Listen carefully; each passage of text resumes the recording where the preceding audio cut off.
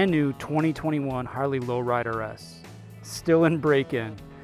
I'm gonna go on my first long ride on this bike, so we'll exceed break-in right now. Let's get on and talk about why I got this bike. I got this bike with 3 miles on it, so it's brand new. Now I got 446 miles on it. And the reason I got this over the Street Bob or the Standard or even the Slim is a 114, baby. I wanted that 114 over the 107,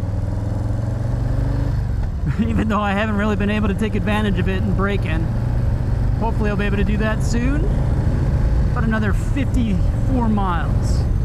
Really wanted that 114 over the 107. Right out of the gate, I'll have the power I want to cruise long distance and to rip in the driftless region. Now I could have done that on the 107, but this just gives me that extra oomph that I want.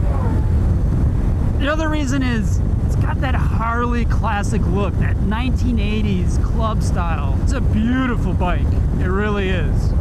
Now you might ask me, Joe, you have the Iron because you love to mod stuff. And I'm gonna be getting to that. I'm gonna be modding a lot on this bike. But it's just nice to have a bike that's comfortable and looks good and has the power I need right away. And I'm gonna enjoy this for a little bit before I start modding it. Oh baby, it needs some mods. Now why the Softail over a Dyna? The Dyna's a good looking bike, but this bike just has the lean angle, it's got the power, it's got the comfort that the Dyna doesn't have. I feel like I could take these turns much easier than on a Dyna or even my old Iron. Especially when it's warm like this, it just feels like I'm on rails right now. I also got this. The bigger tank just won over. 5-gallon tank as opposed to that tiny tank on the Street Bob or the Standard. That right there gives me extra mileage while going long distance. Or even just around town. I don't have to stop so often and fill up. Not that it's a big pain, it's nice to stop, but on these longer trips with a comfortable bike, it's nice to have this bigger tank. All right. What do I want to change on this bike? I want to change a lot. These handlebars, they're good looking. I'm gonna try a very modest, inexpensive mod at first. I'm just gonna tilt them forward a little bit, I think. I'm gonna start with that. See how that adds to my comfort. And if that doesn't work, I'll probably get a new handlebar. Not sure yet. Something that just raises it up a bit. I think just tilting it up and forward a little bit will help me out quite a bit. Where Harley really went wrong are these gauges. I get the reason why.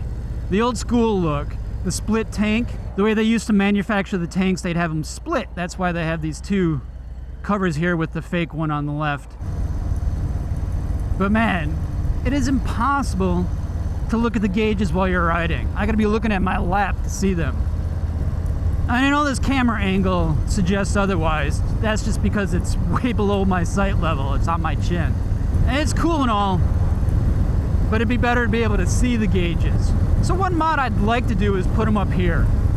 The other thing is these mirrors.